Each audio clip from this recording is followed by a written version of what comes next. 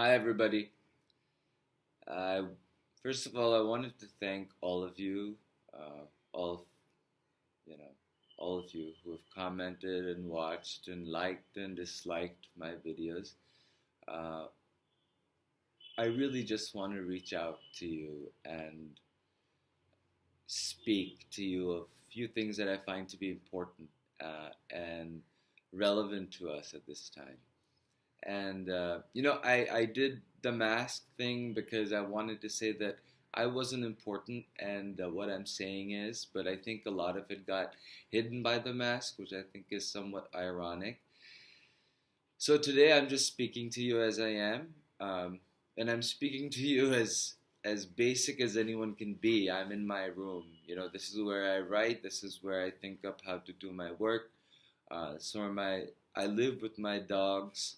My studio is just outside over there. So today I'm going to resume going to the A, B, C, D, E, and today's F. And I want to talk to you today about fake news.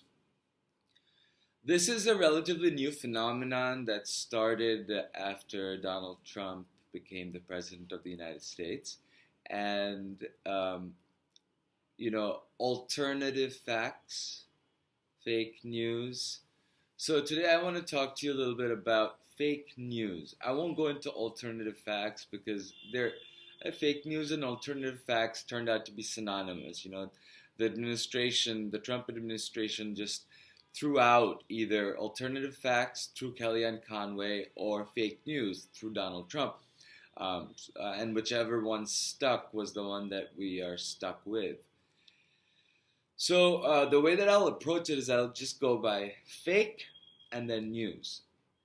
And for some time, it's been a while that I put a new video up, and the reason for that is I was trying to think what was relevant for me to talk about, and also keep with my ABCDs, which which is kind of, for me, it's a little obsessive compulsive, but I think it's fun.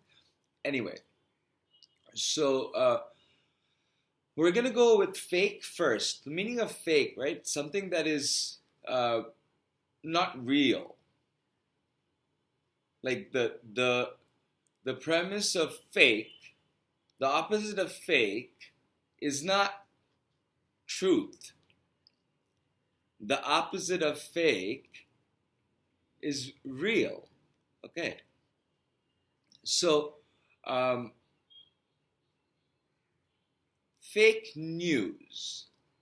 I'll give you an example of something that is fake, something that is pervasive throughout society, and it's reverse racism, right? So I had a recent brush with reverse racism, and so that's why I am bringing it up. So simply put, racism, there's a context to racism, right? Racism occurs when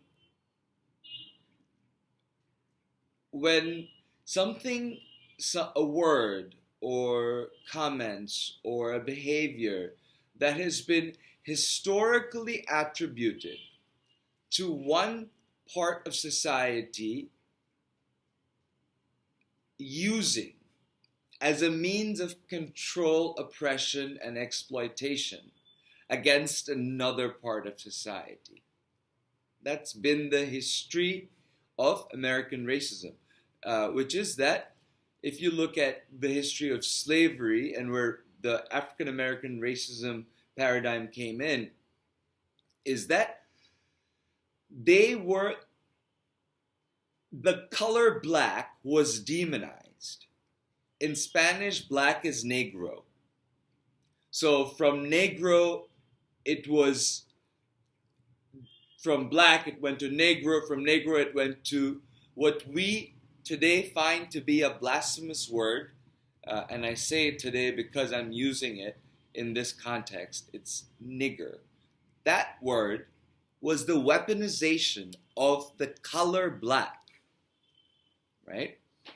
And then the using of that to control, exploit, and keep down the African American population of the United States.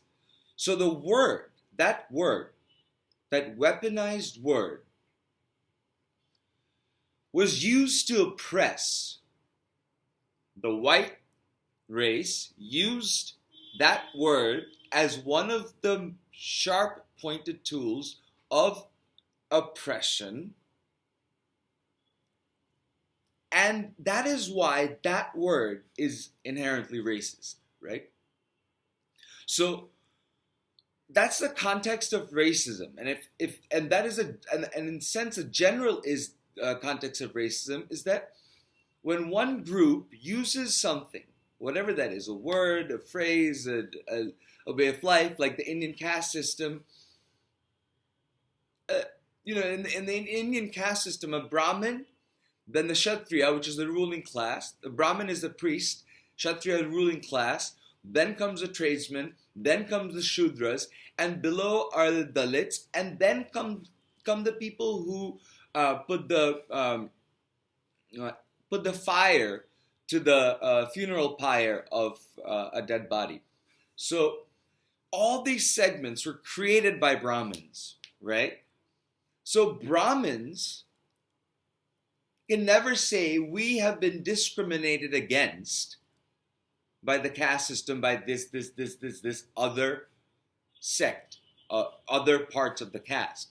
But every other caste, in some instance, have found that they have been under the control or been manipulated or exploited by the highest class. And that is the unfortunate consequence of our ego, that someone can be superior than someone else just by way of, this humanly constructed codification or myth or belief. And so this construction of reverse racism, that is fake. That is not real. Because, and I had this experience when I made a comment. Vice President Mike Pence was asked about the coronavirus and whether he would take his family to Disney World during this crisis. And of course, he didn't really directly answer that question.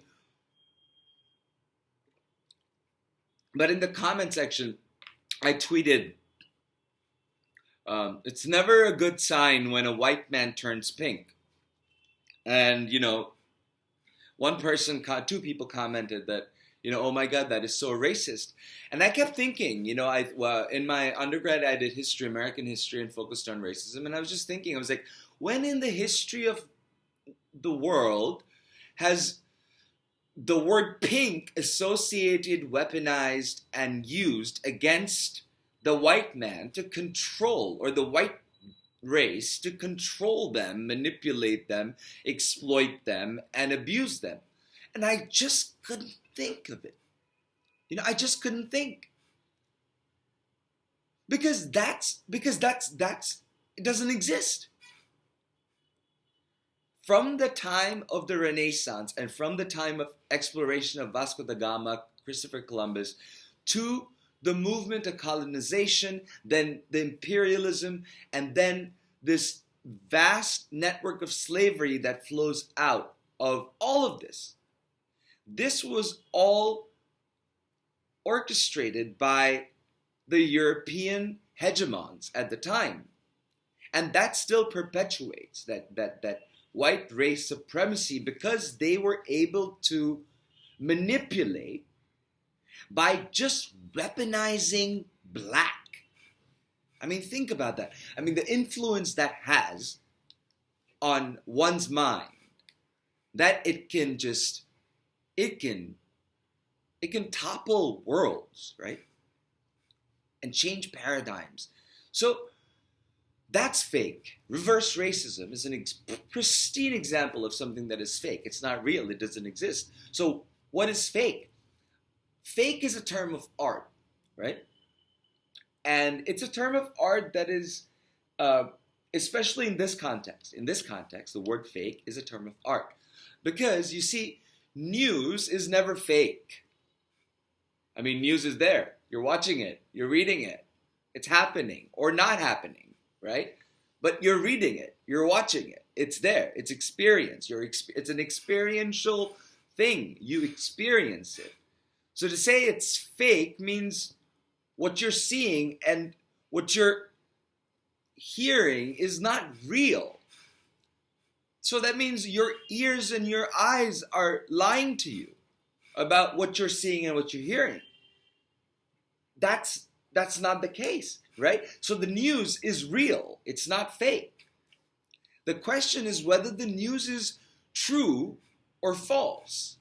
And that distinction is something that you as a reader or a watcher or a listener are responsible for. Do you believe just in one source, or do you go to 5 different sources to see whether the news that you are getting is true or false? Because the National Register, whatever that is, a tabloid. I don't read tabloids. Maybe I should, to get stories about aliens, and then I'll have some clue into the psychology of Donald Trump. But the the tabloid is still there. You're reading it, watching it, experiencing it. The New York Times, Associated Press, Reuters, Washington Post, NPR, they're still there. They're all news. Fox, there. MSNBC, there. CNN, there. Whether it's true or false is up to you, right? And the way to do that, the easiest way to do that, is just go to all of those. Take the time, if you really want to know if it's true or false, to go to all of those and see if it's consistent. If one person is saying something, then you can figure out for yourself which is true, which is not. By the time you've watched 5 news stories from about one specific topic from 5 different news sources, you will definitely have a much better understanding of what is true and what is false. But the Trump administration has done a really good job of putting fake in front of the news to get you away from even getting to the news by saying that it's not even there, it's not even happening. Because whether you just consciously believe what fake news may mean is what's real, true news and what's false news, but no, that's not the case. The word fake is weaponized in this case, much like the word black was weaponized in the case of racism, African American racism more specifically. So what's the purpose of that then? What's the purpose of this? The purpose of it is for you to be misdirected, not to get to the news, to be manipulated out of it, so you don't give yourself the time to even think what is true and what is false. And that is a gateway to a massive level, mass level of brainwashing, which I feel dangerously has happened with the people who are so die-hard Trump. And that leads to militancy, that leads to chaos, and that leads to the overshadowing of the truth.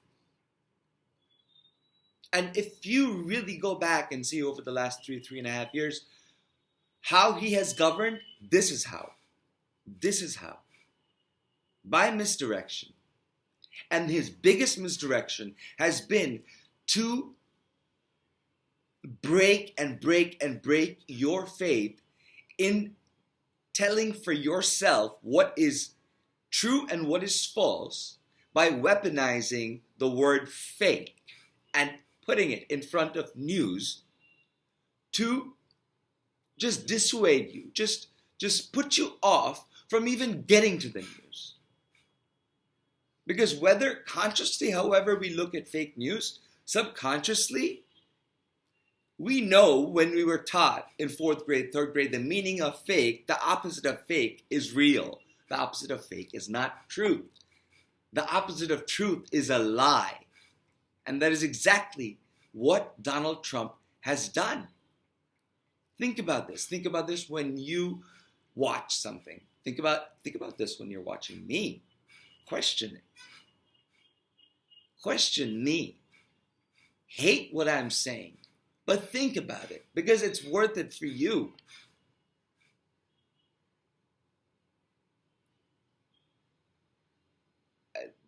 Yeah, that's it for me today. I really, really hope that people receive some of what I'm saying and try to understand it. Thank you.